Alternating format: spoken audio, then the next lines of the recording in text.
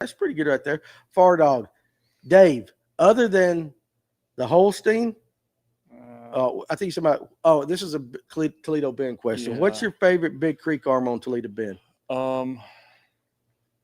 Right now, I like 6 Mile. I like Lanana Bay and 1215. Now, that's the lake you grew up fishing. Right? I started fishing it after I got a boat. But there, I will say this, Fardo, there's, if you leave out of Cypress Bend, I cannot remember the name of it right off the bat. If you go around, if you go north to go around the big point, there's a cove on the right. It goes in and it kind of splits. If you got forward facing, I would look in there. We have caught giants in that place, and that while I left before I had forward facing sonar. So if I had to start, I would probably start there. I got Housing Bay. Jonathan Farmer, jerk bait on Sinclair on the rock seawalls. He would do that as well. There's rock everywhere down there. Is it? I've never fished it. Let me ask you this. Would you compare that to Oconee? Which one's better, Sinclair or Oconee?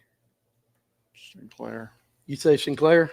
And Sinclair I can't catch a cold on Oconee. Bigger bass out of Sinclair? Yeah, I think. Numbers out of Oconee? Oconee's just a beautiful lake to fish. Okay. But don't they draw down one to raise the other? Don't they pump back and forth between the two? So it's not big. No. Oh, okay. All right. It's big when they shallow. I had them, boy. I was on them one day. Oh, and I showed up the next day. And I didn't realize they did that. Yeah. I pulled in my first spot. And it was dry land. What the hell happened?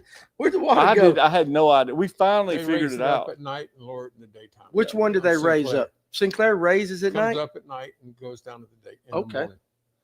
Yeah, I knew they did it, but I've never fished it. Yeah. I fished Oconee one time off a dock. We were putting heat and air in the house. We had to stay down there. I can't catch a cold in Oconee. Right? I've never fished it. So Hades, Jeremiah, who is pretty experienced with the bank stuff, says bank fishing Lanier, Kitech, finesse worm, and a mini-me spinnerbait. Hey, and you can't go wrong with a weightless wacky either. No. You know, I should have said that. TKR, Dave, what's your YouTube? Dave Aldridge Fishing. All right. And then Tony, go ahead and throw yours out again. It is Tony Collin Fishing. Okay, mine's Fish North Georgia, in case you didn't know. How about that? Jonathan says, Tatus is a great leader line, and VizX good for your moving stuff like jerk bait and crankbait. Abrasex is good for jigs and stuff you're going to have in very abrasive stuff, which makes sense. Yeah, I throw Abrasex on everything. Do you really? Mm-hmm. Okay, the Invisex I just have confidence in. Yeah, and I feel like I can throw a lighter line in Invisex. I mean, that striper I hooked the other day was on 10. I think it was 10. Yeah, I'm the opposite. You're the opposite. Okay, I got you that. Josh Burrows. What's up, John G. Wilson? Atlanta Outdoors grew up Sinclair. He grew up fishing both, so he says Sinclair's the better. Mini-me color pre-spawn. Shad white. And so that on that mini-me, you're burning it. I mean, that's no matter when you throw that. You don't ever slow roll that, do you? Not a ton. And you can't really throw a trailer on it either, can you? I mean, you can, but it can't be much of one because that's a hidden weight. I throw the most of them come with trailer hooks too on the mini-me's. So when you buy them, the mini-me's do come with that. Yeah. The trailer I throw is that split tail from Zoom. Yeah, that's one I throw. That's the one I like. Yeah, and it has little drag, especially on Lanier. You know, as it warms up, I start throwing it more and more, and I start reeling it. I think I got it on a 7-1. And I'm reeling and snapping, and it doesn't make it lift. You can still keep it down under the surface versus a bigger one like a swim bait or something that's going to make it lift too high. Yeah, that's right. So that's what I use. Jonathan Farmer says white and chartreuse, gold and silver blade combo. So he's talking about the mini-me right there. Adam W. Fishing said Sinclair is a good lake for shallow crankbait like Series 3, Bandit 200, and Strike King Red Eye Shad. Okay. I've caught a bunch of fish down there too on a Carolina rig, shallow.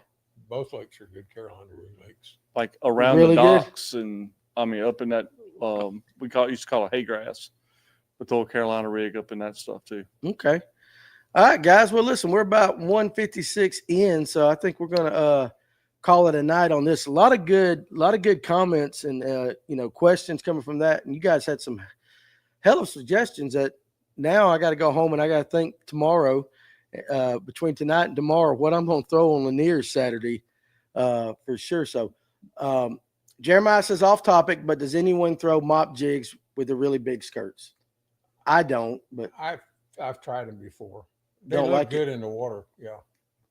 but you, I just don't have the confidence in them. what about But you? they are really big. Yeah, they work good on places like Sinclair and Oconee, where it gets that bigger profile. So you're using that living rubber stuff. I've got Yeah. a few of them just for those lakes. Okay.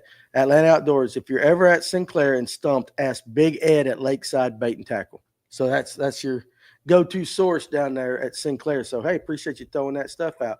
So anyway, we had a great show tonight. It's been a great week. Some good guests here, but sometimes I just like it when the guys get together and we just talk. I think sometimes that's our best shows, when we just get together like we're sitting at deer camp and talk. So, Tony, you did a fine job running the board tonight. Thank you, sir. You did very good. And Dave and Kevin, as always, you guys, I appreciate you being the wingman on all this. And guys, again, this show's always about you guys. And you guys make the show go. And there was a lot of people in here tonight and a lot of great things. So if you're on the water this weekend, first of all, as always, be careful. Okay, safety first on all that. Remember what was said, the high school tournament's coming out of Laurel Park. Good luck to all you guys. Thank you, Coleman. And let's enjoy it. And again, don't forget the Noe Show, the Outdoor Expo next weekend in Cartersville at the Clarence Brown Conference Center. Maybe we will all see each other down there. I don't know. Like I said, depends on my wife's honeydew list. I'll be in Miami all week, so when I go home, she might need me for the weekend. It's Valentine's Day. I'd take her to know it. My wife said Oh, no. I'm sure she'd love the hell out of that. Yeah, my wife said Show no. who's boss. She is. I know. You know what she has half the money and all the other stuff. So we know how that works right there. But I'm going to try to go. But again, next week, we're going to work it out and see what the guys can do about having shows next week. But again, if I won't be here. The guys maybe will be here. We'll announce it on Facebook like we always do. And tell your friends and everybody about us, and let's keep growing this thing together. So you guys have a hellacious weekend. Be safe.